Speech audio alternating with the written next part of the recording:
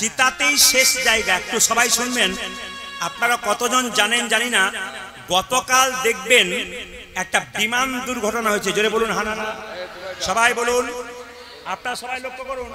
গতকাল বৃহস্পতিবার, আজ তো শুক্র নাকি, গতবার বৃহস্পতিবার আপনারা গুজরাটের একটা বিমানবন্দর আছে আহমেদাবাদ, ওইখান থেকে একটা বিমান যাচ্ছিল লন্ডনে। তো লন্ডনে যেতে যেতে ওই বেশ কিছুক্ষণ উঠেছে সামনে, ওঠার সঙ্গে সঙ্গে গাড়ি কি গন্ডগোল হয়েছে প্লেনের বুঝতেই পারেনি, হঠাৎ করে জোরে গিয়ে ধাক্কা মেরেছে একটা মেডিকেল কলেজে গিয়ে, সেই ক্যান্টিনে। সেখানে এখন বলছে 24 জন ওইখানেই মারা গেল। যারা খাওয়া দাওয়া করছিল সেই জায়গাটা এমন ধুলোতে ভর্তি হয়ে গেছে, সেখানে 24 জন মারা গেছে। আর প্লেনে ছিল 242 জন, 241 জন মারা গেছে, একজন কিন্তু বেঁচে আছে। ইনিকে রমেশ, যার নাম, মায়েরা সবার কাছে নিবেদন রইল, হ্যাঁ রমেশ, কি রমেশ বটে, সেই রমেশ কিন্তু বেঁচে গেছে। একটা কথা আছে না, রাখে হরি তো মারে কে। শুনলাম বা জানলাম যে প্লেনের 11A সিটটার নাম্বার ছিল তার 11A, মানে একবারে প্লেনের মানে জানলার দিকে সে বসেছিল, কোনো কারণে বেরিয়ে গেছে। আপনারা যদি দেখেন কি বিভৎস ব্যাপার ইউটিউবের মাধ্যমে, মৃতদেহগুলো যখন নিয়ে আসছে পুরে একবারে জড়ো হয়ে গেছে, কেউ আত্মীয়কে চিনতে পারছে না কোনটা আমার বাবা কোনটা আমার মা। একজন ডাক্তার বাবু তার স্ত্রী, দুটো ছেলে আর মেয়েকে নিয়ে লন্ডনে যাচ্ছিল নতুন করে সংসার করবার, মানে নতুন করে লন্ডনে একটা স্থাপিত হবার জন্য যাচ্ছিল, সবগুলোই চলে গেল। ভগবান বলছেন যে যতই তুমি যা করার চেষ্টা করো, আমি যদি ব্রেক দিয়ে দিই আর কিছু করার নেই। আবার এও শুনলে চমকে যাবেন, একজন মহিলা সাক্ষাৎকার দিচ্ছিলেন যে 10 মিনিটের জন্য ওই প্লেনটা আমার ফেল হয়ে গেছে, কি জানি গৌর গোবিন্দের কৃপায় আমি বেঁচে গেলাম। যার মৃত্যু নাই সে গিয়েও থমকে যাবে, কোনো কারণে তার প্লেন লেট হয়ে গেল, সে বেঁচে গেল, 241 জন কিন্তু মারা গেছে। আমি আপনাদের বলতে চাই, যিনি রমেশ বাবু যিনি বেঁচে আছেন, তিনি বলতে চাইছেন যে 30 সেকেন্ড প্লেনটা ওড়ার পরে কি যেন একটা বিকট আওয়াজ হলো, তারপর আমি বুঝতে পারলাম না কি হলো, একটা অদ্ভুত ব্যাপার, আমি বেরিয়ে গেলাম কি করে আমি নিজেকে খুঁজে পাচ্ছি না, তিনি বেঁচে গেলেন। তার কাছ থেকে আমরা জানতে পারবো অনেক অভিজ্ঞতা, তিনি যখন সুস্থ হবেন তার কাছ থেকে বহু জিনিস জানতে পারবো। তবে একটা কথা বলি, প্লেন দুর্ঘটনায়, বিমান দুর্ঘটনায় যারা মারা গেল তাদের পরিবারের, শোকসন্তপ্ত পরিবারের প্রতি আমাদের সমবেদনা থাকবে। তাদেরকে সান্ত্বনা দেবার কোনো বাক্য নেই। এই যদি আমার পরিবারের কি হতো, আমার যে কি অবস্থা হতো, আপনার পরিবার হলে আপনার যে কি অবস্থা হতো, যার পরিবার থেকে চলে গেছে তার যে কি অবস্থা হচ্ছে, একমাত্র সে ছাড়া কেউ জানে না। সে অনুভব করতে পারছে, অনুভব করবেন ওদের দুঃখগুলো, ওদের ব্যথাগুলো। আমরা আজকে মহাপ্রভুর এই আসরে, ভগবান শ্রীকৃষ্ণের হরিবাসরে আমরা সবাই মিলে ভগবানকে প্রার্থনা করব, যারা প্লেন দুর্ঘটনায়, বিমান দুর্ঘটনায় চলে গেলেন আমাদের ছেড়ে, তাদের সকলের আত্মার শান্তি হোক এবং গৌর গোবিন্দের কৃপায় তাদের সকলে গৌর গোবিন্দের চরণে আশ্রয় হোক। সাধুগুরু বৈষ্ণব আশীর্বাদ করুন। সবাই মিলে রাধা রানী কি, শ্যাম সুন্দর কি, মদন মোহন কি। একজন ব্যক্তি ঘুম থেকে উঠাচ্ছেন, আমাকে জিজ্ঞেস করলেন আপনি কি পালা করবেন। ব্যক্তির বয়স প্রায় 65 বছর। তো জিজ্ঞেস করলাম আপনি পালার কথা বললেন, কীর্তনের তো পালা হয় না? বলছে হ্যাঁ পালাই তো হয়। বললাম আপনি কতদিন কীর্তন শুনছেন? বলছে সারা জীবন। বেশ, আমি বললাম আপনি শুনছেন কিন্তু বুঝছেন না, আপনি শুনছেন কিন্তু বুঝছেন না।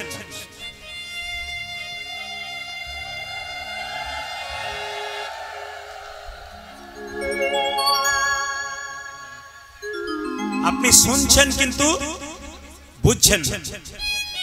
আপনাকে শুনতে হবে এবং বুঝতে হবে, তবে আপনার কাজ আছে। সবাই তাকান।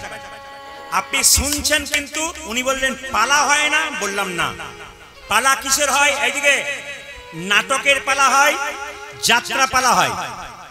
আর আমাদের জীবনে দুটো পালা হয়, একটি আশার পালা, জোরে বলুন, আর একটা জোরে বলুন। বাহ বাহ, আপনাদের চরণে কোটি কোটি দণ্ডবত প্রণাম এই জন্যে যে আপনারা বলতে পারলেন। অনেক জায়গায় খুঁজে খুঁজে বেড়াই কি বলবো। আমাদের জীবনে দুটো পালা, কি কি? একটি আসার আর একটি জোরে বলুন যাওয়ার। আচ্ছা এবার ঠান্ডা মাথায় উত্তর দিন যারা যেখানে বসে আছেন। আমি আগেই বললাম কথাগুলো যেগুলো বলবো লীলার মাধ্যমে, আপনারা উত্তর গোষ্ঠ বহুদিন ধরে শুনছেন, আজকে শুনে যান, বুঝে যান, জেনে যান আসল মর্মার্থ কি। আস্তে এইদিকে আপনারা এসেছেন কীর্তন শুনতে, কোন পালা শেষ হয়েছে, আষাঢ়টা না যাওয়ারটা? জোরে বলুন, কোনটা শেষ হয়েছে, আষাঢ় পালা না যাওয়ার পালা? জোরে বলুন। কেউ বলছে আষাঢ় পালা, কেউ বলছে যাওয়ার পালা। কোন পালা শেষ হয়েছে জোরে বলুন? আষাঢ় পালা। বাকি আছে কোনটা? জোরে বলুন। অনেকে ভয়ে বলছে না, যাবে না বলে আর কি। জোরে বলুন, বাকি আছে কোনটা? যাওয়ার পালা। এতই যদি বুঝছেন যাওয়ার পালাটা বাকি আছে, তবে সাদা চুলে গোদরেজ নিচ্ছেন কি জন্য? আবার দেখবেন আপনাদের এই বড়বড়িয়াতে কেউ মারা গেলে, এইদিকে মারা গেলে কাঁধে করে নিয়ে যায়, বলো হরি বলো হরি, একজনাই যায় নাকি? আর যায় না? বলো হরি বলো হরি হরি বল। আমি বলছি একজনাই যায়, সবাই তো যায়, বলো বলো হরি হরি বল, বলো হরি বল, বলো হরি হরি বল, বলো হরি হরি বল। যখন মরাটাকে নিয়ে যাওয়া হয় তখন আপনারা প্রণাম করেন কিনা? জোরে বলুন। হ্যাঁ না না, প্রণাম করেন না? আচ্ছা, কিছু মনে করবেন না, আমরাও করি, আপনারাও করেন। আর কি ভাবেন বলুন তো? ও বোধহয় গেল, আমি বোধহয় যাবোই না। একবারে পাক্কা কথা। কিন্তু যিনি হেলতে দুলতে গেলেন তিনি শিখিয়ে দিয়ে গেলেন, এই যে যতই সংসারে লাফালাফি করো আর নাচানাচি করো, আর যতই শাড়ি ভাঁজ করো আর ফ্যান্সি করো, আর যতই লিপস্টিক লাগাও, না আপনাদের এখানে করে না। আমাদের ওইদিকে দেখতে কালো, সে আবার আয়না নিয়ে আবার যতই যা করো, লাফালাফি করো, নাচানাচি করো, মস্তানি করো, আমাকে দেখে শিখে নাও, একদিন তোমাকে আমার মতো চলে যেতে হবে। এই চলে যাওয়াটা হচ্ছে উত্তরা গোষ্ঠ। সকালবেলায় গোষ্ঠে ভগবান গিয়েছিলেন, এখন উত্তরা গোষ্ঠ মানে ফিরছে। এখন লক্ষ্য করুন, এই লীলাটির নাম উত্তর গোষ্ঠ হলো কেন? বহুদিন শুনছেন উত্তর গোষ্ঠ কেন হলো? ভগবান কৃষ্ণ নন্দরাজার বাড়ি থেকে গোচারণে যেতেন, যখন ফিরে আসতেন ওই দিকটা ছিল উত্তর দিক। ভালো করে শুনুন, উত্তর গোষ্ঠ লীলাটার নাম কেন হলো? ভগবান শ্রীকৃষ্ণ নন্দরাজার বাড়ি থেকে গোচারণে যেতেন, যখন ফিরে আসতেন ওই দিকটা ছিল উত্তর দিক। এই জন্য লীলার নামটা কি হলো? উত্তরা গোষ্ঠ, ফিরে আসার পালা। আচ্ছা মায়েরা, এই দিকে তাকাবেন। সবাই বুঝতে পাচ্ছেন যে আমাদের যেতে হবে, তবু কিন্তু আমরা অনেকে বিশ্বাস করি না। যিনি চিতাতে শুয়ে থাকেন তিনি বলেন, তোমরা আমাকে এখানে নিয়ে এলে তা নয়, তোমাদের এখানে এসে শিক্ষা দিলাম, আমার মতো তোমাদেরকে একদিন এই চিতাতেই আসতে হবে। যতই সোনার ছপ্পর খাট করো আর যতই সেগুন খাট করো, আসতে কিন্তু এই চিতাতেই তোমাকে একদিন হবে। একটা মানুষ ধ্বংস হবার প্রথম কারণ অহংকার। কারো ভেতরে যদি অহংকার জন্মে যায়, তবে তারা শুধরানোর উপায় নাই। যদি কেউ বুঝতে পারে আমার ভেতরে অহংকার হয়েছে, যদি মন্দিরে বারবার প্রণাম করতে পারে, তবে তার অহংকার দূর হয়। শুনবেন ভালো করে, আপনি কিসের অহংকার করছেন? আপনি কি জন্ম পেয়েছেন? না, আপনার মা আপনাকে জন্ম দিয়েছে, আপনার কোনো কৃতিত্ব নাই। আপনি কি জন্ম পেয়েছেন? আপনার মা দিয়েছে, আপনার কোনো কৃতিত্ব নাই। আপনাদের যখন জন্ম হয়েছে আপনার নামটা কে রেখেছিল? আপনার মা রেখেছে, বাবা রেখেছে, পাড়া প্রতিবেশী রেখেছে, আপনার কোনো কৃতিত্ব নাই। আপনার একটা অহংকার কি? আপনি যখন পড়াশোনা করেছেন, নিজে পড়েছেন, একজন পড়িয়ে দিয়েছে, আপনার তাতে কৃতিত্ব নেই। আপনার যখন শ্মশান ঘাটে যাবেন, আপনি নিজে যেতে পারবেন, অন্যজনে নিয়ে যাবে। সব যদি অন্যের হয় তাহলে আপনার বলতে কি? শেষের দিনে দেখবেন মা যারা মারা যায় তাদের সামনে গিয়ে বসবেন, দেখবেন অবস্থাটা কেমন হয়, অনুভব করবেন শেষ জীবনে আপনাদেরও সেরকম আমাদের অবস্থা হবে। মৃত্যুর সময় দেখবেন ভগবান চোখগুলো ঘোলা করে দেয়, নিজের ছেলেকে পর্যন্ত চিনতে পারে না, আয় আয় করে, বাবা তোমার সামনে বসে আছি, তবু চিনতে পারে না। মৃত্যুর সময় দেখবেন একটু জল খাওয়াতে চাইলে জলটা পর্যন্ত ভেতর পর্যন্ত ঢোকে না, বেরিয়ে চলে আসে। কিসের অহংকার করছেন? যতক্ষণ বেঁচে আছেন ততক্ষণ ভালো, মরে গেলে নিতাই গৌর হরি বল। আপনি কি ভাবছেন আপনার জন্য আপনার সংসার ভাবছে না? কেন ভাবছে না? আপনি যখন মরে যাবেন, আপনার মরার পরে বাড়ির লোক চিন্তা করবে কত তাড়াতাড়ি কাজটা সেরে ফেলা যায়। আপনার মরাটা যাতে বাস মরা না হয় তার জন্য বাড়ির লোক এত ভালোবাসতো যাকে তাকে তুলে নিয়ে যাবে শ্মশান ঘাটে সময় মতো, যত তাড়াতাড়ি পারা যায়। দেখবেন কেউ মরে গেলে যত খুব তাড়া করবে গ্রামের লোক, চল চল তাড়া করে নিয়ে যেতে হবে। 1 2 শ্মশান ঘাটে পুড়িয়ে চলে আসবেন। যদি 15 দিনে কাজ হয়, এখন বলবে 10 দিনে করে দে, আর বেশি দেরি করার দরকার নেই। মানে যত তাড়াতাড়ি আপনাকে চুকিয়ে দিলেই শান্তি। বিচার করবেন কথাগুলো। আপনি মরে যাবেন, আপনার কাজ হবে 2-4 দিন, সবাই কাঁদবে, তারপর আপনার ছবিটা দেওয়ালে টাঙানো থাকবে, একটা করে মাঝে মাঝে ফুলের মালা দেবে। আপনি যা খেতে ভালোবাসতেন সেটা সারা জীবন পেলেন না, যারা ভোজ খেতে আসবে তাদেরকে খাওয়ানো হলো। আমার বাবা রসগোল্লা ভালোবাসতো, জীবনে রসগোল্লা দেন নাই, আর 1000 লোক ডেকে আপনি রসগোল্লা খাওয়ালেন, বাবাকে দিতে পারলেন না। সংসার যেমনকার তেমন চলবে, শুধু তুমিই চলে যাবে। এই দেহের মধ্যে যতক্ষণ প্রাণ ততক্ষণ ভালোবাসাবাসী, প্রাণ বেরিয়ে গেলে আর ভালোবাসার কোনো সম্পর্ক নেই। তাই বারবার মনে রাখবেন, এই সংসারে মায়েরা যতক্ষণ কর্ম দিচ্ছেন সংসারকে, আপনাকে সংসার ভালোবাসছে। আপনি কর্ম করা বন্ধ করে দিন, শরীরে কঠিন রোগ হয়ে যাক, বাড়ির লোক 10 দিন সেবা করবে, তারপর বলবে এবার গেলেই বাঁচি। দাদা ভাইয়েরা দেখে নেবেন, আপনার ছেলের জন্য একটা করে লজেন্স প্রত্যেক দিন আনবেন। 10 দিন আনা বন্ধ করে দিন, আপনার ছেলে আপনাকে আর বাবা বলবে না। এই স্বার্থপর পৃথিবী, যতক্ষণ দেবেন ততক্ষণ ব্যাস, দেওয়া বন্ধ করলে আপনার সব চলে যাবে কিন্তু। তাই আপনাদের বারবার বলবো, যতক্ষণ বেঁচে আছেন, সংসার যখন করেছেন, আপনাকে সংসারে কর্তব্য কর্ম করতে হবে, আসল কর্তব্য ভুলবেন না, কারণ পরপারের পথটা আপনাকে পরিষ্কার করতে হবে। অনেকে বলে খালি হাতে যায়, খালি হাতে আসে, খালি হাতে আসে, খালি হাতে যায়। আমি বলবো না, খালি হাতে আসে কিন্তু কিছু নিয়ে যায়। কি? আপনি খালি হাতে আসেন, যাবার সময় আপনি যে সারা জীবন কাজ করলেন, ভালো কর্ম আর খারাপ কর্ম, এটা আপনি সঙ্গে নিয়ে যাবেন। কি কর্ম করলেন আপনি, এটা সঙ্গে যমদূত বিচার করে দেখবে। তুমি যে মানুষগুলো জন্ম পেলে, কীর্তন হচ্ছে, হরিনাম হচ্ছে, ভালো কথা হচ্ছে, কতক্ষণ সেখানে বসলে? তুমি তো বসতেই পারোনি, তোমার তো রেকর্ড খারাপ আছে, তুমি জমালোই চিরকাল থেকে যাবে। এই জন্য বারবার বলবো, যতক্ষণ বেঁচে আছেন কৃষ্ণ কথা হরি কথা যতক্ষণ হবে, যতই কষ্ট হোক, যতই শরীরে ঘুম আসুক, চোখে ঘুম আসুক, কষ্ট হোক, কীর্তন শুনবেন, ভগবানের কৃপা আপনার হয়ে যাবে। আপনি বুঝতেই পারবেন না যে কোন দিন। দেখবেন, আপনারা দেখে নেবেন, যারা ব্যবসা করে, বাণিজ্য করে, যে কোনো কাজ করে, যদি কৃষ্ণ ভক্ত হয়, 100% গ্যারান্টি দিলাম, দেখবেন তার কাজ যে কোন দিক থেকে চলে আসছে সে বুঝতেই পারে না। কেন? গোবিন্দে একটা কৃপা আছে, যত শুনবেন পরে পাবেন, কৃপা পেয়ে যাবেন আপনারা। একটু আপনাদের বলে যাই, যে যেখানে বসে আছেন মায়েরা, খুব সুন্দর করে কয়েকটি কথা শুনবেন। যে যেখানে এখানে কীর্তন শুনতে এসছেন, মন্দিরে ভগবানকে পুজো করবেন, আপনি কোন মুখ করে পুজো করবেন? কৃষ্ণের পূজা কোন মুখ করে করতে হয়? বাড়িতে তো আপনার গুরুমন্ত্র জপ করছেন, কোন মুখ করে জপ করতে হয়? যে কোনো মুখ দিয়ে যে কোনো দিকে বসেই গুরুমন্ত্র জপ করা যায় না, যে কোনো দিকে বসে আপনাকে পুজো করা যায় না। এক পূর্ব দিকে বসে মুখ করবেন, নালে উত্তর দিকে মুখ করে বসবেন। ভালো করে শুনবেন, ভালো করে। বাড়িতে গুরুমন্ত্র জপ করছেন, যে কোনো দিকে মুখ করে করবেন, তা বলে শাস্ত্র বলেছে, স্মৃতিশাস্ত্র পরিষ্কার করে বলেছে, বাড়িতে মন্ত্র জপ করতে গেলে পূর্ব দিকে কিংবা উত্তর দিকে। বাড়িতে আপনি খাবার খাচ্ছেন কিংবা আপনার বাচ্চাকে খাবার দিচ্ছেন, আপনাকে মাথায় রাখতে হবে খাবারটা যেন পূর্ব দিকে বসে হয় কিংবা উত্তর দিকে বসে হয়। এই কথাগুলো মাথায় রাখবেন। খাবার কোনোদিন দাঁড়িয়ে দাঁড়িয়ে খেতে নেই। বিষ্ণু পুরাণ পরিষ্কার করে বলছে যে আপনার জল যে খাচ্ছেন না, দেখুন প্রত্যেকটা সনাতন ধর্মে প্রত্যেকটা জিনিসের নিয়ম আছে। আমরা জানি না, আমরা মানি না, তাই আমাদের এত রোগ, এত ব্যাধি, এত অশান্তি। যদি কীর্তন শুনে কিছু শিখতে পারেন আর ব্যবহার করতে পারেন, তাহলে আপনার লাভ আছে। আপনি আজকে রাত্রে শুনলেন, কাল সকালে ভুলে গেলেন, তা বললে হবে না। দাঁড়িয়ে দাঁড়িয়ে জল খেতে নেই। কে বলল? ভালো করে শুনবেন। দাঁড়িয়ে দাঁড়িয়ে জল খেতে নেই, শাস্ত্র পরিষ্কার করে বলল। বিষ্ণু পুরাণ বলছে বাঁ হাতে জল খেতে নেই। এই যে শরীরে প্রচন্ড ব্যথা হয়, যদি আপনারা বইপত্র পড়েন, আমার কাছে 3টে বই আছে, এই বইগুলো খুব গুরুত্বপূর্ণ। বইগুলোর নাম বলছি, যারা বইপত্র পড়েন বইটার নাম বলবো। একটা চরক ঋষি চরক সংগীতা, একটা সুশ্রত ঋষি সুশ্রত সংগীতা, আর একটি বাগভট্ট ঋষির অষ্টাঙ্গিক হৃদয়ম।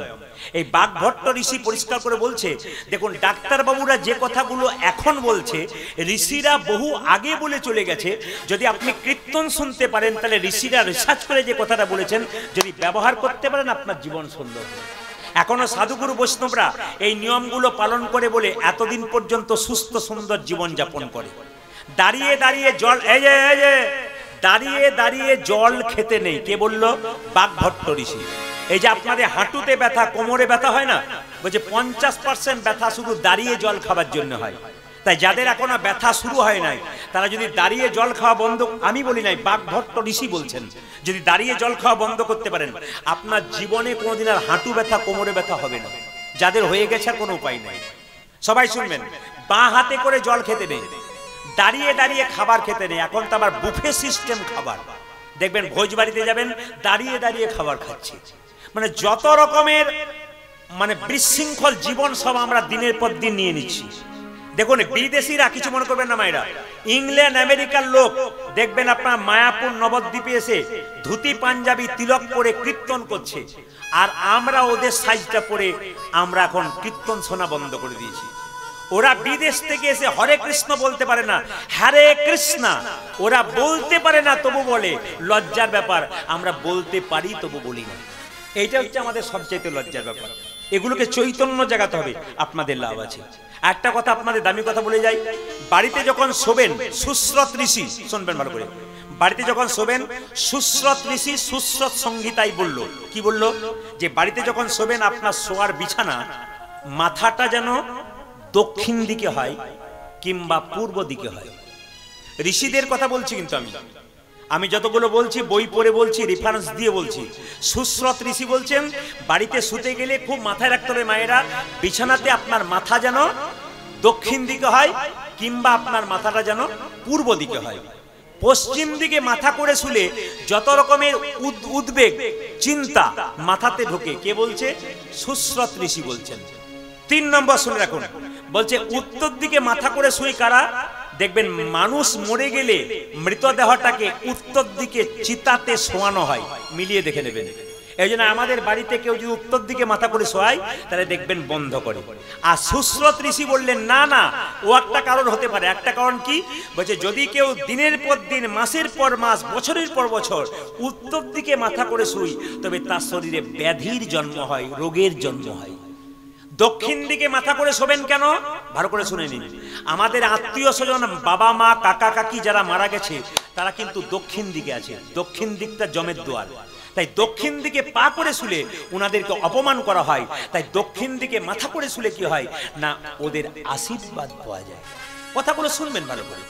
দক্ষিণ দিকে যদি কেউ মাথা করে শুই, তাহলে আমাদের যারা আত্মীয় স্বজন মারা গেল তারা সবাই দক্ষিণ দিকে আছে, তাদের আশীর্বাদ পাওয়া যায়। আজ উত্তর দিকে মাথা করে শোন, তাহলে পাটা দক্ষিণ দিকে হয়ে গেল, তাহলে ওদেরকে একটু অপমান করা হলো। শুনবেন ভালো করে, আবার শুনবেন। বাড়িতে যাতে সন্ধ্যাবেলায় কোনো অশুভ শক্তি ঢুকতে না পারে তার জন্য জ্যোতিষ শাস্ত্র, শাস্ত্রের মধ্যে একটা শাস্ত্র আছে জ্যোতিষ শাস্ত্র। তিনি বললেন কি, বাড়িতে আপনারা যখন সন্ধ্যাবেলায় সন্ধ্যা প্রদীপ দেবেন তখন দক্ষিণ দিকে দরজা, দক্ষিণ দিকে জানলা 5 মিনিটের জন্য বন্ধ রাখবেন। কি বললাম, দক্ষিণ দিকে দরজা দক্ষিণ দিকে জানলা 5 মিনিটের জন্য সন্ধ্যাবেলায় বন্ধ করতে হয়। কেন, যত সব অশুভ শক্তি, জমদুয়ার যেহেতু ওইদিকে, অশুভ শক্তি সন্ধ্যাবেলায় প্রবেশ করে আপনার বাড়িতে। তাই সন্ধ্যাবেলায় 5টা মিনিট কি 10টা মিনিট যখন প্রদীপ দেবেন, দক্ষিণ দিকে কোনো জানলা দরজা থাকলে আপনি অবশ্যই ওই দরজা জানলাটা 5 মিনিট কি 10 মিনিটের জন্য বন্ধ করবেন। কিছু কিছু নিয়ম আছে যেগুলো করলে আপনাদের খুব উপকার হয়। আমি আগামীকাল আপনাদের আবার বিস্তৃতভাবে ব্যাখ্যা করে দেবো। আজকে সংক্ষিপ্তভাবে আপনাদের জানিয়ে দিয়ে গেলাম, মন দিয়ে শুনবেন, সবাই লক্ষ্য করুন। মুকুন্দ সরকারের ছোট্ট ছেলে জন্ম নিল, তার নাম হলো রঘুনন্দন। আচ্ছা, কিছু মনে করবেন না, আপনাদের ধরমপুর গ্রামটার নাম হচ্ছে ধরমপুর, মানে ধর্মরাজ মন্দির আছে। আমি জানি না কি কারণে ধরমপুর হয়েছে, বা ধরমপুর তো নয়, অ্যাকচুয়ালি ধর্মপুর হওয়া দরকার নাকি? ধর্মপুর না ধরমপুর? ধরমপুর, আচ্ছা বেশ, অনেকে ধর্মপুর বলে। তাহলে ধরমপুরের ছেলে মেয়েদের নাম নিশ্চয়ই কৃষ্ণের নামে রেখেছেন। কারো নাম কৃষ্ণ, কারো নাম বিষ্ণু, কারো নাম নারায়ণ। বলে ও নাম কে রাখে? আমি তখন সিরিয়াল দেখে দেখে নাম রাখি। কি নাম রাখেন? পাপাই, তাপাই, ধাপাই, যত রকমের নাম আছে। মেয়েদের নাম দেখবেন বিউটি, সুইটি। আচ্ছা বলুন তো মায়েরা, যে বাচ্চা মেয়ে সুইটি নাম রাখলেন, ও যখন বুড়ো হবে, দাঁত ভেঙে যাবে, চোখে দেখতে পাবে না, তখন যদি বলে সুইটি, আর সুইটি বলে লাভ আছে? সব বিউটি তো নষ্ট হয়ে যাবে, সুইটি থাকবে কোথা থেকে? তবে একটা ছোট্ট প্রমাণ দিয়ে দিই আপনাদের। ছেলের নাম যদি কৃষ্ণ বিষ্ণু রাখেন, ভাগবত পড়ুন, অজামিল ছেলের নাম নারায়ণ রেখেছিলেন। অজামিল চোর ছিল, ডাকাত ছিল, বদমাইশ ছিল, ছেলের নাম নারায়ণ রেখেছিল। একদিন অজামিল বৈকুণ্ঠে প্রবেশ করেছিল। কেন? ছেলেকে নারায়ণ বলতে বলতে। আপনার ছেলের নাম যদি কৃষ্ণ রাখেন বা বিষ্ণু রাখেন, 10 বার দিনের মাথায় যদি কৃষ্ণ বলে ডাকেন, 2 বার গাল দেবেন, কিন্তু 8 বার তো কৃষ্ণ বলে ডাকবেন। কৃষ্ণ খেয়ে নে, কৃষ্ণ পড়াশোনা কর, কৃষ্ণ স্কুলে যা। আপনি 10 বারের মধ্যে 8 বার তো ভালোভাবে ডাকবেন। ছেলের নাম কৃষ্ণ বিষ্ণু নাম রাখতে হয়। তবে যদি কিছু না মনে করেন তবে আপনাদের একটা ছোট্ট কথা বলে যাই, সবাই মিলে একবার বলুন রাধা রানী কি, শ্যাম সুন্দর কি। আপনারাও মজা পাবে, আসতে আপনারাও মজা পাবেন আর আপনারা জ্ঞান ধীরে আপনারাও জ্ঞান পাবেন। কিরকম, আমাকে ইউটিউবে যখন আপনারা দেখতে পান না তখন আমি ঝাড়খণ্ডে প্রচুর গান করতাম। তো ঝাড়খণ্ডে একটা এলাকাতে গান করতে গেছি, এক ভদ্রলোক প্রতিটি আসরে কীর্তন শুনতে যাই। আমি তাকে বলি দাদা আপনি কীর্তন শুনতে আসেন, আপনার স্ত্রী কি নাই? বলে আমার ছেলে মেয়ে হয় নাই বলে আমার স্ত্রী দুঃখতে কীর্তন শুনতে আসে না। প্রদীপ বাবু একটু আশীর্বাদ করে দিন যেন আমার ছেলে মেয়ে হয়। আমার দরখাস্ত করবেন, আপনি ঘর ভেঙেছেন, আপনার ঘর ভেঙেছে, দরখাস্ত আপনি করবেন, আমি কেন করবো? আপনার ছেলে মেয়ে হয়নি আপনি বলবেন, বলছে না আপনি একটু বলে দিন যেন আমার ছেলে মেয়ে হয়। কিছু মনে করবেন না মা, যেই না বলে দিয়েছি যে আপনার ছেলে মেয়ে হোক, গোবিন্দের কাছে প্রার্থনা করলাম, 1 বছর পরে হয়েও গেছে। কীর্তন শুনতে এসে বলছে প্রদীপ বাবু ছেলে হলো, নাম কিন্তু আপনাকে রাখতে হবে। আমি বললাম তিথি নক্ষত্র বলো, আমি নাম রেখে দিচ্ছি। সবকিছু বলার পরে বললাম তোমার ছেলের নাম হলো দিগম্বর। দারুণ। উনি বললেন দারুণ নাম রেখেছে। এখন 2 বছর ওইদিকে যাইনি, কীর্তন শুনতে এসেছে। এসে বললাম যে আপনার স্ত্রী কীর্তন শুনতে এলো না, ছেলে হয়েছে তো এবার? বলছে না না আসবে কি করে, এবারে আর একটা হয়েছে। হয় না তোমার আবার লাইন দিয়েছি যে, হ্যাঁ লক্ষ্য করুন। বলছে এবছর আর একটা হয়েছে, নাম কিন্তু আপনাকে রাখতে হবে। বললাম তিথি নক্ষত্র দিনক্ষণ বলো, আমি সব বলে দেবো। সবকিছু বললো, শেষে বললাম যে এবারে ছেলের নাম রাখলাম, বড়র নাম দিগম্বর, এবার নাম রাখলাম কৃষ্ণ দাস। চলবে না। ভদ্রলোক বলছে চলবে না, ম্যাচিং। ভদ্রলোক বললো কি চাই? ম্যাচিং। আমার আগেই করে দাও। কি ভদ্রলোক কি বললো? ম্যাচিং চাই। আপনার জামা কাপড় ম্যাচিং কেন না? বলছে ম্যাচিং চাই, দিগম্বর পেছনে যেন বর থাকে। বললাম তাহলে এক কাজ করো, তোমার বড় ছেলের নাম দিগম্বর, এটার নাম রাখলাম নটম্বর। দারুণ নাম রেখেছে নটম্বর। আমার আর আসার দরকার নাই, আমি আর মিল খুঁজে পাবো না। 5 বছর ওইদিকে যাই নাই মা কীর্তন করতে, আবার ভদ্রলোক এসেছে। বললাম দাদা আপনার স্ত্রীর এবার আসা উচিত ছিল। বলছে এবার আর একটা হয়েছে। বললাম যে না, বলছে নাম কিন্তু আপনাকে রাখতে হবে। বললাম নাম আমি আর রাখতে পারবো না। বলছে ম্যাচিং নাম চাই। বললাম আর আমার মাথায় ম্যাচিং নাই। বলছে নাম কি রেখেছিলাম? বড়র নাম দিগম্বর, মেজর নাম নটম্বর, এবার নাম রাখলাম সীতম্বর। উনি বলছেন আস্তে, উনি বলছেন যা নাম রাখলেন দাদা, দিগম্বর নটম্বর সীতম্বর। মায়েরা 7 বছর 10 বছর ওদিকে কীর্তন করতে যাই নাই, দেখছি আসরে বসে আছে 3টে ছেলেকে নিয়ে। আমি তখন বললাম দাদা এই যে এসেছে, আসরে বসে আছে। এখন কীর্তন যখন শেষ হয়েছে ভদ্রলোক এসে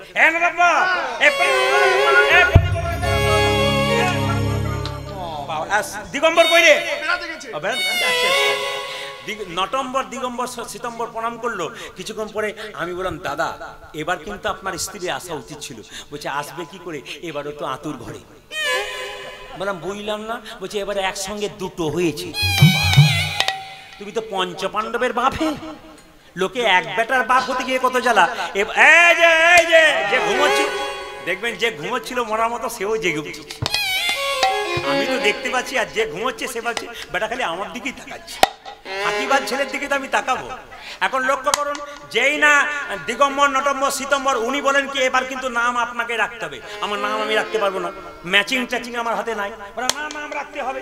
এখন আমি গাড়ি ছেড়ে দিয়েছি, ড্রাইভারকে বলছে দাদা গাড়ি থামান তো, এই প্রদীপ বাবুকে নাম রাখতে হবে। বললাম দাদা আর আমার নামে ম্যাচিং নাই। বলছে একটু ম্যাচিং করে নামটা রেখে দিন। বললাম দিগম্বর নটম্বর সীতম্বর, এবার 2টো ছেলে হয়েছে, নাম রাখলাম নভেম্বর আর ডিসেম্বর। ও আমরা আনন্দ করে চলে গেল। বললাম আর আসার দরকার নেই, ছেলের নাম ভগবানের সঙ্গে রাখবেন, আপনার লাভ আছে। সবাই লক্ষ্য করবেন মায়েরা, মুকুন্দ সরকার বাড়ি ফিরে এলো, তার অহংকার হয়ে গেল। আমি সবাইকে চিকিৎসা করে করে আমার ভেতরে একটা অহংকার হয়ে গেছে। সবার রোগ ভালো করে স্ত্রীকে চিৎকার করে বললো কই গো ঘরণী। স্বামী স্ত্রী বললো স্বামী এ কি আমার হলো গো, স্বামী কি আমার হলো,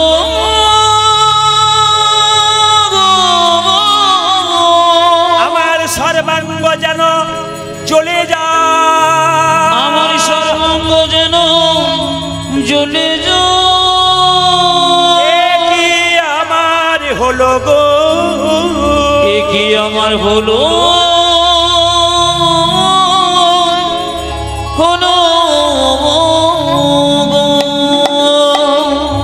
অহংকার প্রেম, অহংকার দেখে নেবেন আপনারা যে যেখানে বসে আছেন মায়েরা, দেখে নেবেন ভেতরে যখন অহংকার হয়ে যায় কেউ কাউকে মানে না, তখন আপনাকে দুই থাপ্পড়, দেখুন কিছু মনে করবেন না, তিনি মানুষ, কে মানুষ? সবাই মানুষ নয়। আপনি আমাকে দুটো গাল দিয়ে দিলেন, চুপচাপ চলে গেলেন, আমিও চলে গেলাম। কিন্তু কালকে এসে যদি আমাকে বলেন দাদা অন্যায় করে ফেলেছি, আমি গালটা দিয়ে ফেললাম, আপনি মানুষ। আর আপনি যদি মনে করেন ভালো হয়েছে দিয়েছি আরো দেবো, কি করবেন আপনি? আপনি এখনো মানুষ হতে পারেন না, কারণ আপনার বিবেকটা এখনো জাগে না। এই জন্য বারবার বলবো আগে মানুষ হতে শিখতে হবে। মুকুন্দ সরকার তার স্ত্রীর যখন রোগ ধরতে পারো না, কই দেখি দেখি দেখি দেখি দেখি দেখি দেখি দেখি দেখি দেখি দেখি দেখি তোমার চোখ দেখি, দেখি তোমার পা দেখি, দেখি তোমার হাত দেখি, দেখি আমি সারা বাংলা চিকিৎসা করে আমার স্ত্রী রোগ ধরতে পারছি না কেন? রাত্রিবেলায় মহাপ্রভু মন্দিরে গেলেন, মহাপ্রভু একটা চিবানো পান তাকে দিলেন, আর দেওয়ার সঙ্গে সঙ্গে যে না তার স্ত্রীকে দিলেন, তার স্ত্রীর রোগ ভালো হয়ে গেল। আর সেই দিন থেকে তার গর্ভে একটা সন্তান এলো চিবানো পান থেকে, তার নাম হলো রঘুনন্দন। যে যেখানে বসে আছেন মাথায় কাপড়টা নেবেন, রঘুনন্দনের জন্ম হবে। সবাই বাবু হয়ে বসুন, সবাই বাবু হয়ে বসুন, রঘুনন্দনের জন্ম হবে। কি বার জন্ম হবে বলেছিলাম, যেটা বলুন? কি বার? বৃহস্পতিবার। কি পুজোর দিনে? সরস্বতী পুজোর দিনে। সবাই উলু ধরে দেবেন, রঘুনন্দন জন্ম নিচ্ছে। হেন কালে জন্মিল শ্রী রঘুনন্দন, হেন কালে জন্মিল শ্রী রঘুনন্দন, হেন কালে জন্মিল শ্রী রঘুনন্দন, জন্ম নিল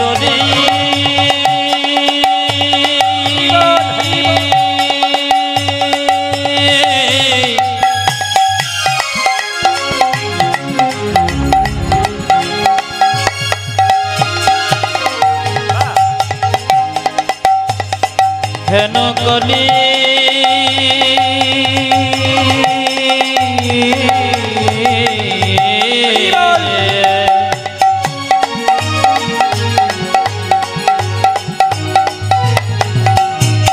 আপনাদের ছেলেগুলো কৃষ্ণ ভক্ত হবে, আপনারা উলুধ্বনি দিন, সন্তান জন্ম হচ্ছে, সবার ছেলে কৃষ্ণ ভক্ত হবে। জন্ম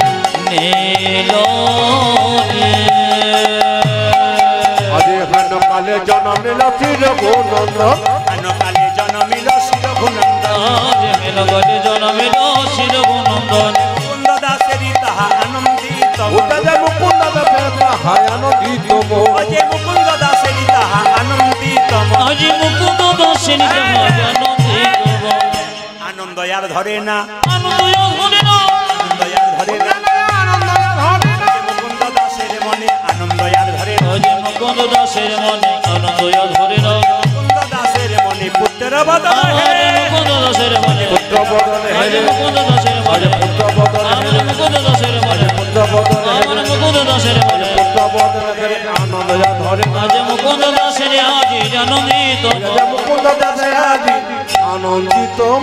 একবার জোরে বলুন রাধা রানী কি, হরে কৃষ্ণ, রাধা রানী কি। মন যদি থাকে কেয়া বনে কি করবো হরিনাম সংকীর্তনে, জোরে বলুন। শ্যাম সুন্দর কি, একটু জোরে বলুন। মদন মোহন কি, হরিবাসর কি, সাধুগুরু বৈষ্ণব কি। এবার রাখবো কি, এবার রাখবো কি না জিজ্ঞেস, এবার রাখবো না কি করবো আর করবো না, রাখবো, করবো কেন? হ্যাঁ জোরে বলুন রাধা রানী কি, শ্যাম সুন্দর কি, জোরে বলুন জয়টা। রাধা রানী কি, জয় বলছেন না ভয় বলছে না, রাধা রানী কি, শ্যাম সুন্দর কি। মায়েরা এই পেটের মধ্যে বাচ্চা থাকলে যেমন কর্ম করবেন বাচ্চার আচরণ সেরকম হবে। প্রমাণ দেখুন, এখন দেখবেন ডাক্তার দেখাতে গেলে ডাক্তার কি বলে বলুন তো, বাড়ি ফিরে যাও, পেটে বাচ্চা আছে, ঘাড়ে বালিশ আর পায়ে বালিশ দিয়ে শুয়ে থাকবে। আর মেয়েগুলো এখন বাচ্চা পেটে থাকলে কি করে, ঘাড়ে বালিশ পায়ে বালিশ দিয়ে শুয়ে থাকে, আর একটা করে স্ক্রিন টাচ মোবাইল দেখে। জোরে বলুন হ্যাঁ না না। বাচ্চা জন্ম নিয়ে খালি এদিক ওদিক তাকায় টুকটুক করে, তখন মা বলে বাবারে কলিযুগে ছেলে কি তাকাচ্ছে গো, কি যেন খুঁজে খুঁজে বেড়াচ্ছে। ও কিছুই খোঁজে নাই, স্ক্রিন টাচ মোবাইল খুঁজে খুঁজে বেড়াচ্ছে। আপনি যেমন করবেন আপনার বাচ্চা কিন্তু সেরকম হবে। এইদিকে এইদিকে এইদিকে মন দিয়ে শুনবেন মায়েরা, যে যেখানে বসে আছেন। পেটের মধ্যে বাচ্চা থাকলে যেমন আচরণ করবেন, অনুকূল ঠাকুর বলেছেন পেটের মধ্যে বাচ্চা থাকলে 3টে নিয়ম পালন করলে ছেলে কৃষ্ণ ভক্ত হয়। এইদিকে পেটের মধ্যে 3টে নিয়ম পালন করলে বাচ্চা থাকলে অনুকূল ঠাকুর বলছে যে ছেলে কৃষ্ণ ভক্ত হয়। বলবো না, বাদ দিয়ে দেবো। আরেকবার বায়না করবেন, পরের বছর বলে দিয়ে যাবো, এবছর আর বলবো না। এবছরই বলবো। আচ্ছা বেশ, শুনবারই কারা কারা শুনতে চান হাত তুলুন তো দেখি। হ্যাঁ আচ্ছা, পেটের মধ্যে বাচ্চা থাকলে 3টে নিয়ম পালন করলে অনুকূল ঠাকুর বললো কৃষ্ণ ভক্ত সন্তান। কি কি? যে মেয়ের পেটে বাচ্চা আছে সে প্রত্যেক দিন তুলসী মন্দিরে 1 ঘটি করে জল দিয়ে 4 বার পরিক্রমা করবে। কবার পরিক্রমা করতে হয় তুলসী মন্দির? জোরে বলুন। তুলসী মন্দির কবার? 4 বার। আচ্ছা, মা মনসা মন্দির কবার? জোরে বলুন, জোরে বলুন। আপনারা তো বহুদিন কীর্তন শুনছেন, শুনেই গেলেন কেবল, জানতে কিছু পারলেন না। আজকে মা মনসা মন্দির, ধর্মরাজের মন্দির রয়েছে, আপনি কবার করে পরিক্রমা করবেন? 3 বার করে করবেন। ভগবান কৃষ্ণের মন্দির, নারায়ণের মন্দির, অদ্বৈতের মন্দির আপনি কবার করবেন পরিক্রমা? সবসময় পরিক্রমা করবেন 4 বার। ভগবানের মন্দির 4 বার, দেবতার মন্দির 3 বার। কিন্তু শিব ঠাকুরকে যখন দেখবেন আপনারা, শিবলিঙ্গ, তখন কিন্তু পরিক্রমা গোটা নয়, অর্ধেকটা। কিরকম? এতটা গেলেন, এতটা গেলেন, কিন্তু পেরিয়ে যাবেন না। শিবলিঙ্গ দেখেন না, জলটা এদিকে পেরিয়ে যায়, এতটা গেলেন, এতটা গেলেন, কিন্তু পেরিয়ে গেলেন না। এ গেল কিন্তু মাথায় রাখতে হবে আপনাদের। পরিক্রমা কেমন করতে হয়? ঘড়ি দেখেছেন তো? ঘড়িতে দেখবেন কাঁটাটা কোন দিক থেকে ঘড়ি, ঘড়ির দেখবেন কাঁটা বাঁ দিক থেকে ডান দিকে ঘোরে। পরিক্রমা কোন দিকে হয়? ডান দিক থেকে না বাঁ দিকে? ওই ঘড়ির কাঁটা যেমন ঘোরে, আপনার পরিক্রমা সেরকম হবে। কীর্তন শোনা মানে আপনি যতক্ষণ বসে থাকবেন আপনি কিছু শিখে যাবেন। যে শিখতে পারেন আপনার জীবন আনন্দ আছে, আর শিখতে না পারলে আপনার কোনো লাভ নেই। আপনারা হয়তো জানেন না, এটা গর্ব করে বলার বিষয় নয়। আমি প্রতিটি জেলায় জেলায়, রাজ্যে রাজ্যে যাই, যেখানে বাসা পাই, হাজার হাজার মানুষ লম্বা হয়ে দাঁড়িয়ে থাকে। কেন না? একবার পদধূলি পাবো, 2 নম্বর হচ্ছে আপনার কীর্তন শুনে আমি অনেক শিখতে পারলাম। এই কথাগুলো মায়েদের মুখে শোনা যায়। আর অনেক বাবারা বলে আমি খুব খারাপ ছিলাম, আপনার কীর্তন শুনে আমি পরিবর্তন হলাম। তখন মহাপ্রভুকে প্রণাম করে বলি, যাক তোমার কৃপাতে কিছুটা লাভ হয়েছে। বলি কি, ছোট ছোট বাচ্চাগুলো জেগে থাকবে, মা ঘুমাবে, তবে ছোট ছোট বাচ্চাগুলো দেখবেন জেগে থাকবে। আপনারা লক্ষ্য করবেন সব জায়গাতে ছোট ছোট বাচ্চা জেগে থাকে, প্রায় জায়গাতে।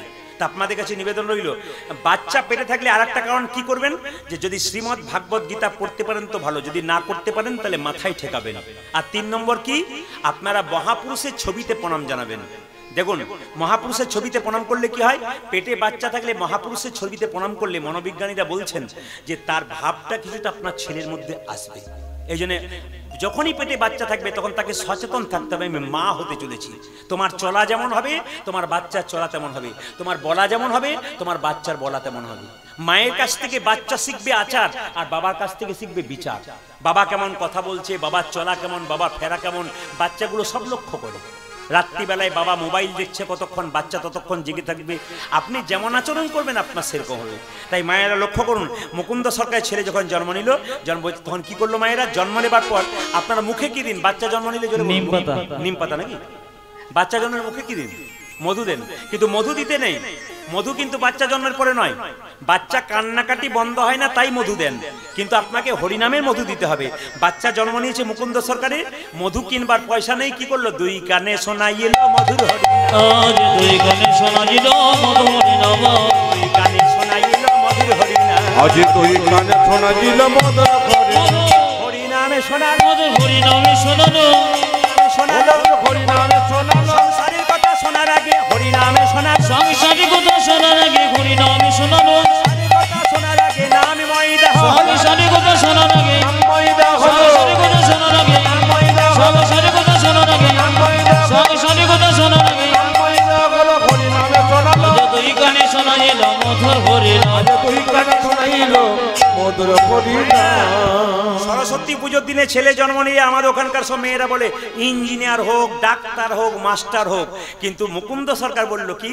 আশীর্বাদে করো মা, আশীর্বাদে করো মা, আশীর্বাদে করো মা, কি যেন ভাগবতে পড়তে পারে, আশীর্বাদে করো মা, যেন ভাগবতে পড়তে পারে, আশীর্বাদে করো মা, সংকীর্তন গাইতে পারে, আশীর্বাদে করো মা, যেন সংকীর্তন গাইতে পারে, আশীর্বাদে করো মা, ভাগবতে পড়তে পারে, আশীর্বাদে করো মা, যেন ভাগবতে পড়তে পারে, আশীর্বাদে করো মা, সংকীর্তন গাইতে পারে, হরি হরি হরি, যেন ভাগবতে পড়তে পারে, হরি হরি হরি নাম হরি, সংকীর্তন গাইতে আজ পারে, হরি হরি হরি যেন বলে, ভাগবতে পড়তে দেখো পারে, হরি হরি হরি নাম বলে, সংকীর্তন গাইতে আজ পারে, হরি হরি হরি, আজ 2 কানে শোনাইল মধুর হরিনাম, আজ 2 কানে শোনাইল মধুর হরিনাম।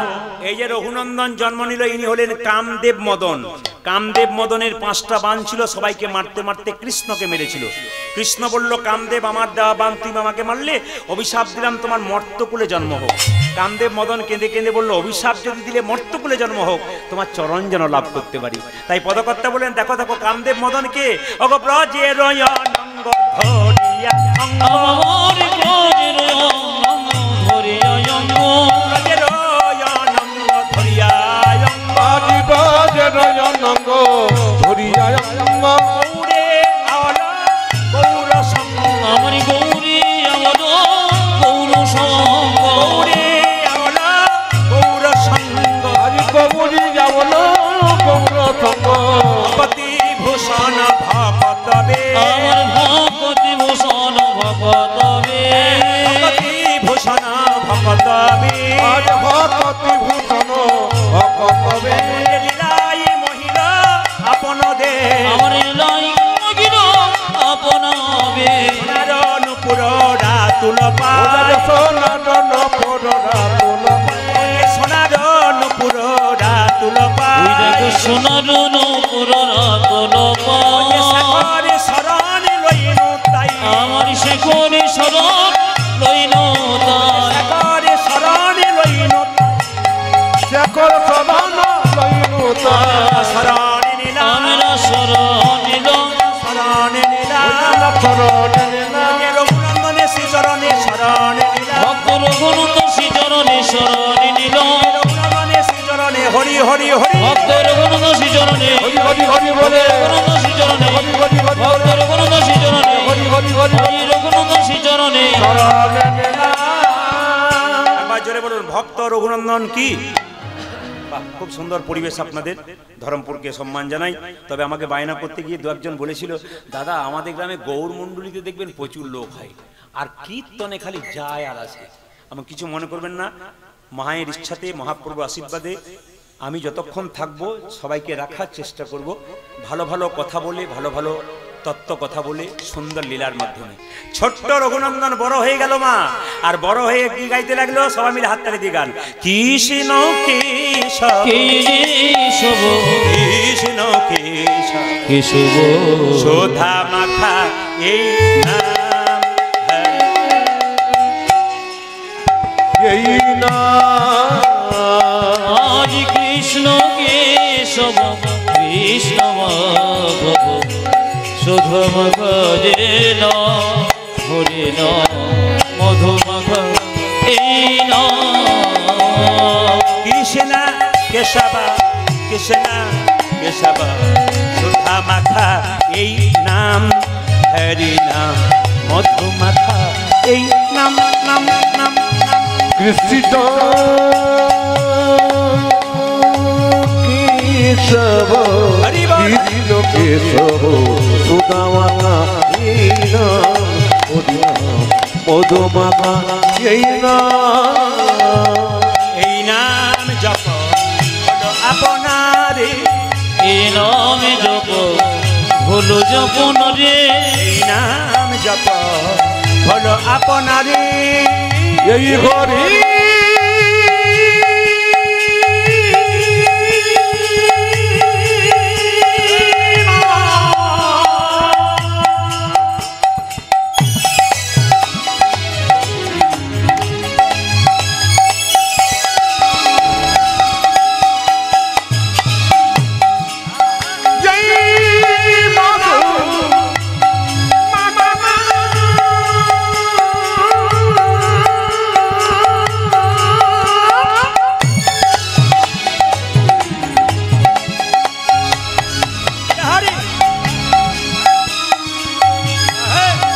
এই সুদামাখা এই হরি নাম নাম নাম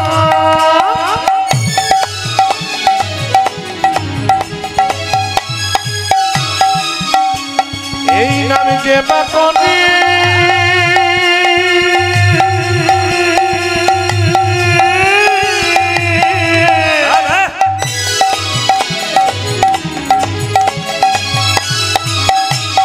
তার খোদা তৃষ্ণা যাবে কত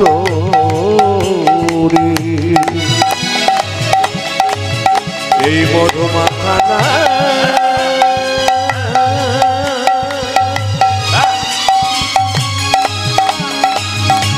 এই সুদামা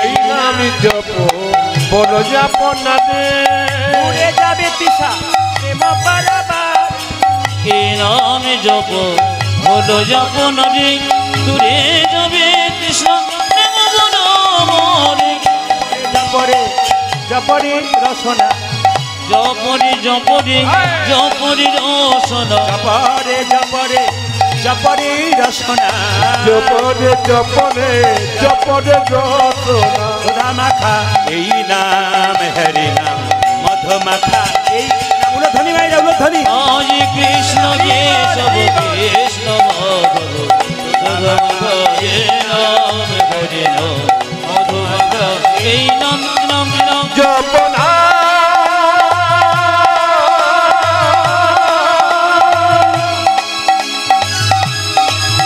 কৃষ্ণ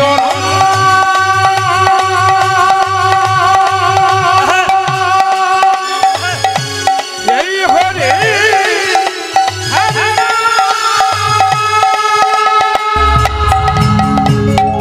রাধা রানী কি জোরে হবে রাধা রানী কি শ্যাম সুন্দর কি মদন মোহন কি হরিবাসর কি আচ্ছা দাদা আচ্ছা মায়েরা ছেলে আস্তে আস্তে বড় হলো 7ই আষাঢ় আষাঢ় মাস এলো আগামী 7ই আষাঢ় অম্বুবচী জোরে বলুন হানা না আপনারা অম্বুবচী নাম শুনেছেন মায়েরা অনেকে অম্বাবতী বলে না কথাটা হচ্ছে অম্বুবচী এই 7 তারিখ থেকে 10 তারিখ পর্যন্ত এখানে চাষিবাসী মানুষ অনেক আছে মা ধরিত্রী রজস্বলা হয় যারা যেখানে বসে আছেন মন দিয়ে শুনে নেবেন হরে কৃষ্ণ এই 7 তারিখ 7ই আষাঢ় থেকে 10ই আষাঢ় এই 3 দিন মা পৃথিবী রজস্বলা হয় ও রজবতী হয় যেমন আমার মায়েরা যারা বোনের মতো আছেন যারা দিদির মতো আছেন যারা আমার মায়ের মতো আছেন তাদের কাছে নিবেদন রইল 3 দিন যে আপনারা রজপ্রবৃত্তি অবস্থায় থাকেন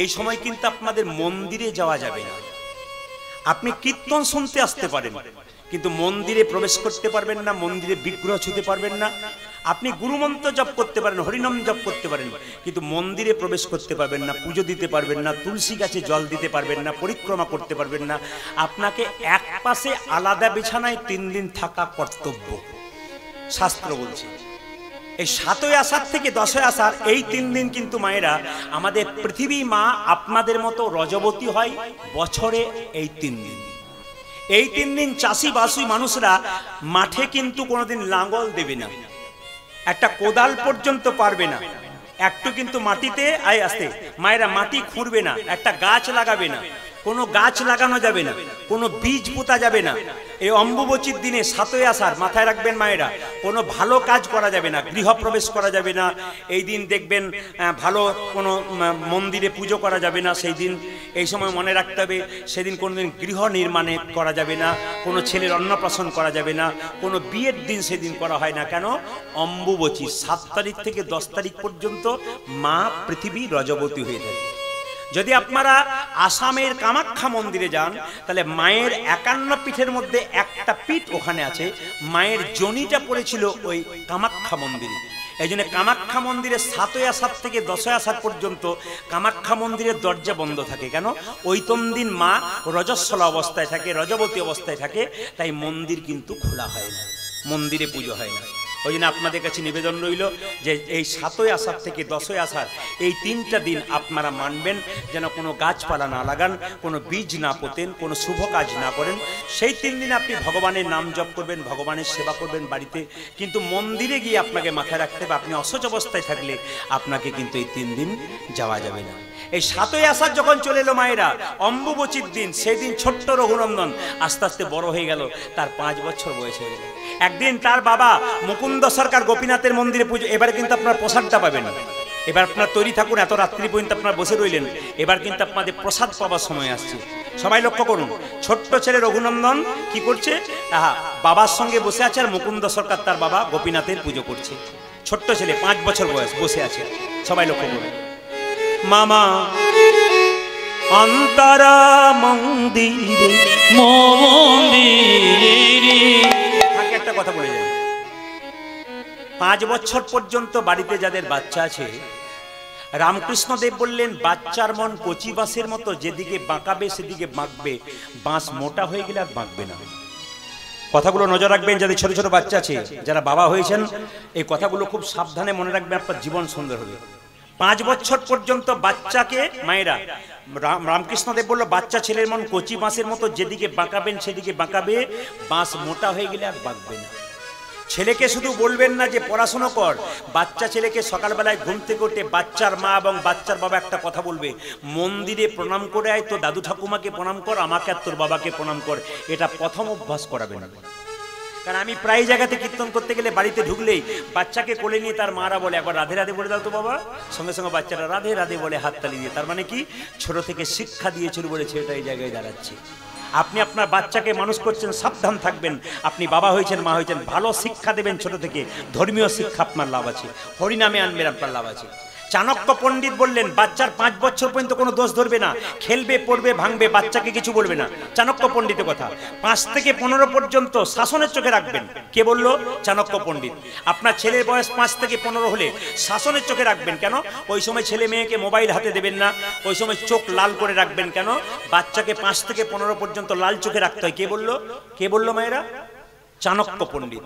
16 বছর পেরিয়ে গেলে মায়ের সঙ্গে বাবার সঙ্গে ছেলে মেয়েদের বন্ধুত্ব হওয়া দরকার। পুত্রা মিত্রা বদাচরিত, মানে কি? ছেলে মেয়ের সঙ্গে বন্ধুর মতো ব্যবহার করবেন। তাই আপনাদের বারবার বলবো, ছোট ছোট বাচ্চাকে আপনি সপ্তাহে যদি ছুটি পান কোনো কাজে থেকে, সেদিন আপনি কোনো পার্কে ঘুরতে যাবেন না ছেলে মেয়েকে নিয়ে, ওখানে অসভ্য জিনিস দেখতে পাবেন। আপনি মন্দিরে নিয়ে যাবেন, বাবা হয়ে আঙুল ধরে মন্দিরে নিয়ে যাবেন, আপনি প্রণাম করবেন, আপনার পেছন পেছনটা বাচ্চা প্রণাম করবে। আপনি সংস্কার শিখিয়ে দেন মেয়েকে, ছেলেকে সংস্কার শেখান, দেখবেন শেষে যখন ভক্ত হবে আপনি গর্ব করে বলতে পারবেন আমার ছেলে চোর হয়নি, ডাকাত হয়নি, আমার ছেলে কৃষ্ণ ভক্ত হয়েছে। এই জন্য বারবার বলবো, প্রত্যেকটি মা প্রত্যেকটি বাবা সচেতন থাকবেন। আগামীকাল কীর্তন হবে, আপনার বাচ্চা এখানে ঘুমিয়ে যাক, তবু বাচ্চাকে এখানে রাখবেন। কেন বলুন তো? এই জায়গাটা একটা বিরাট দাম আছে। এখানে বাচ্চা ঘুমাবে বাবার কোলে মায়ের কোলে, তবু আনবেন। কেন? এই জায়গাটার বিরাট দাম আছে, মহাপ্রভুর আশীর্বাদ আছে। তাই মুকুন্দ সরকার কীর্তন গান গাইছে আর বাচ্চারা শুনছে। মামা অন্তরা জাগো জাগো জাগো, মদন কৃষ্ণ গোপাল গোপাল, মদন কৃষ্ণ মামা অন্তর মন্দিরে জাগো জাগো, মদন কৃষ্ণ গোপাল গোপাল, মদন কৃষ্ণ গোপাল। অন্তরা মন্দিরে জাগো জাগো, মদন কৃষ্ণ গোপাল গোপাল, মদন কৃষ্ণ গোপাল। মম অন্তর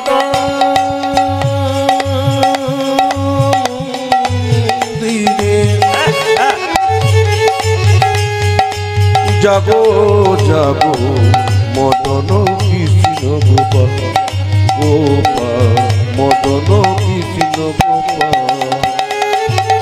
লয়ে রাধা বামে এসব রাজা ধামে, লয়ে রাধা বামে এসব ব্রজ ধামে, লয়ে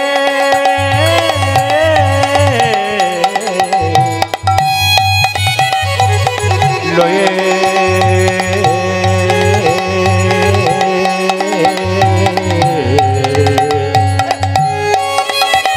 হে প্রাণ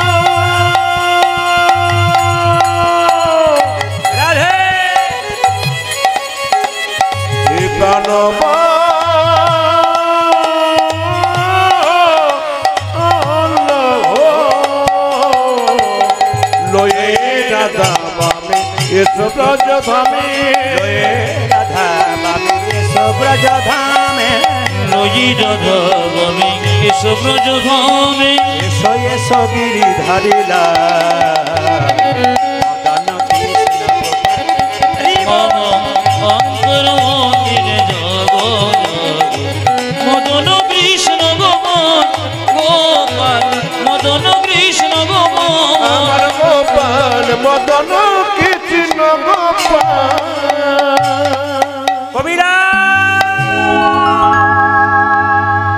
কবিরাজ মায়েরা ভক্তিমতী মায়েরা হরে কৃষ্ণ যারা তখন কীর্তন শুনলেন তাদের কাছে নিবেদন মুকুন্দ সরকার যখন তুলসী পাতা গোবিন্দকে দিচ্ছে তার ছেলে বসে আছে আমি আপনাদের বলবো মা বাবা যখন মন্দিরে পুজো করবে তখন ছেলেকে যেন পেছন পেছন নিয়ে যাওয়া হয়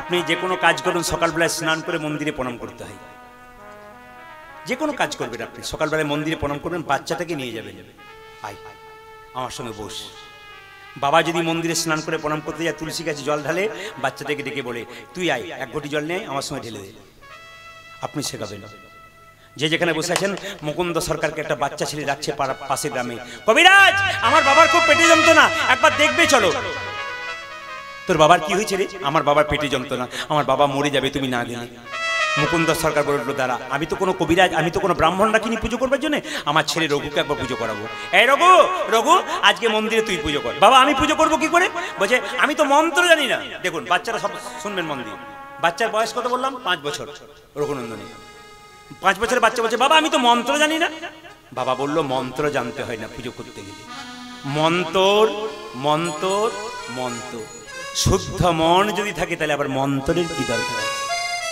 শুদ্ধ মন যার নাই হাজার হাজার মন্ত্র বলবেন তার পূজা করার কোনো লাভ নেই এই জন্য বলছে মন্তর মন্তর শুদ্ধ মন যার আছে তার মন্ত্রের কি দরকার আছে পাশের গ্রামে ছোট্ট ছেলেটাকে যখন চিকিৎসা করতে গেল তার বাবাকে মায়ের কাছ থেকে নাড়ু এনে রঘুনন্দন পুজো করছে মন্দিরে সবাই মাথায় কাপড়টা নিন একবার বাবু হয়ে বসুন সবাই সবাই দাদা ভাইয়েরা যারা বসে আছেন আপনারা একটু করজোরে বসবেন অনুরোধ রাখবো আপনাদের কাছে যদি মাথায় রুমাল তোয়ালে থাকে তাহলে নেবেন না থাকলে মাথায় একটু হাত দিয়ে প্রভুকে একটু স্মরণ করে চুপচাপ দেখুন এই জায়গাটা দর্শন করুন বয়সটা কত বললাম মায়েরা বাচ্চাটা যেটা বলুন 5 বছর আপনাদের বয়সগুলো হিসাব করুন 5 বছরের বাচ্চা কিভাবে গোপীনাথকে পুজো করছে দেখুন মন্দিরে গিয়ে বলছে ওগো গোপীনাথ মায়েরা 5 বছরের বাচ্চা কেঁদে কেঁদে বলে ওগো গোপীনাথ বাবা তোমাকে কি সুন্দর মন্ত্র বলি কিন্তু আমি তো মন্ত্র জানি না কিভাবে তোমার পুজো করব তবে বাবা বলেছে শুদ্ধ মন যার আছে তার মন্ত্রের কোনো দরকার ছোট্ট রঘুনন্দন মন্দিরে গেছে মনে মনে ভাবছে বাবা তো তোমাকে চন্দন দিয়ে সাজিয়ে দেয় বাবা তোমাকে গঙ্গা জলে দিয়ে তোমার চরণ ধুইয়ে দেয় তোমার চরণ ধুইয়ে দেয়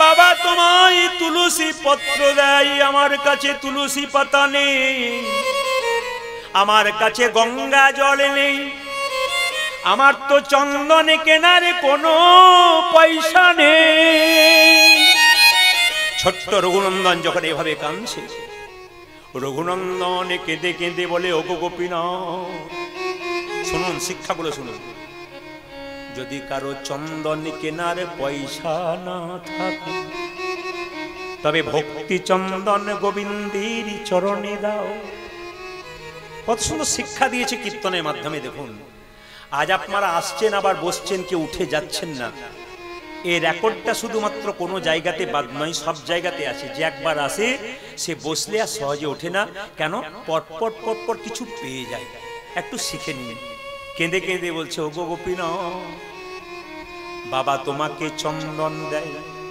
আমার চন্দন কেনার পয়সা নেই আমার কাছে তুলসী পাতা নেই গঙ্গা জল নেই আমি তোমায় দেব কি তবে সাধুগুরু বৈষ্ণবের মুখে শুনেছি চন্দন কেনার পয়সা নাই বা রইল যদি কেউ ভক্তি চন্দন গোবিন্দের চরণে দিতে পারে ভক্তি যার নাই ভগবান তার নয়, যার ভক্তি আছে তার ভগবান।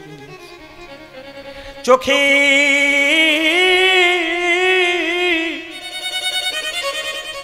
গঙ্গা জল,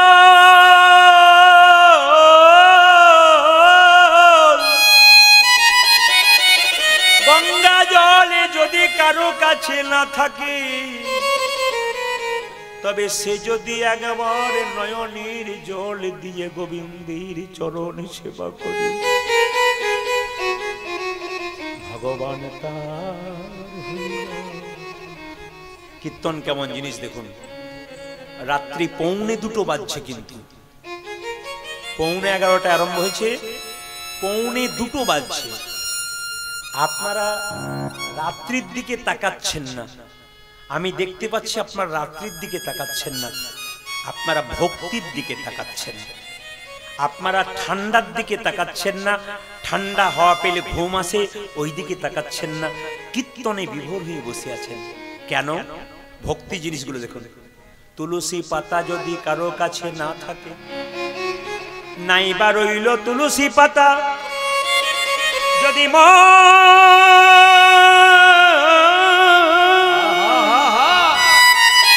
যদি কেউ তার মন তুলসী গোবিন্দের চরণে দিতে পারে, গোবিন্দের চরণে দিতে পারে, তবে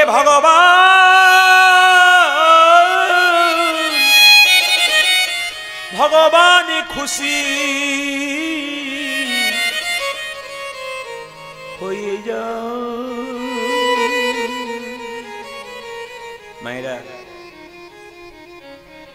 বৃন্দাবনে একটা জায়গাতে যদি আপনারা যান, শুনলে চমকে যাবেন।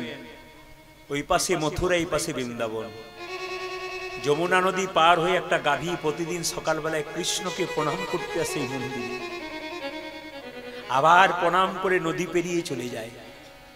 একটা গাভী যদি ভগবানের প্রতি এত ভক্তি রাখতে পারে, আমরা মানুষ হয়ে রাখতে পারবো না? বৃন্দাবনে দেখবেন একটা গাভী নদী পার হয়ে প্রতিদিন সকালবেলায় ভগবানের মন্দিরে এসে প্রণাম করে, আবার প্রণাম করে টুক করে নদী পেরিয়ে চলে যায়। কি ভক্তি! একটা গাভীর যদি ভক্তি হয়, তাহলে মানুষগুলো জন্মগ্রহণ করে আপনি গাভীর চাইতে নীচ হয়ে গেলেন যদি ভগবানের প্রতি ভক্তি রাখতে পারেন। ছোট্ট রঘুনন্দন কেঁদে কেঁদে বলে, গোপীনাথ, এই দেখো নাড়ু খাও, নাড়ু খাও, ও গো গোপীনাথ ঘনশ্যাম। দর্শন করুন, সবাই দর্শন করুন, একবার বাবু হয়ে দর্শন করুন। এটা গোপীনাথের মন্দির। ছোট্ট রঘু বলছে, ও গো গোপীনাথ ঘনশ্যাম, ও গো গোপীনাথ ঘনশ্যাম, গোপীনাথ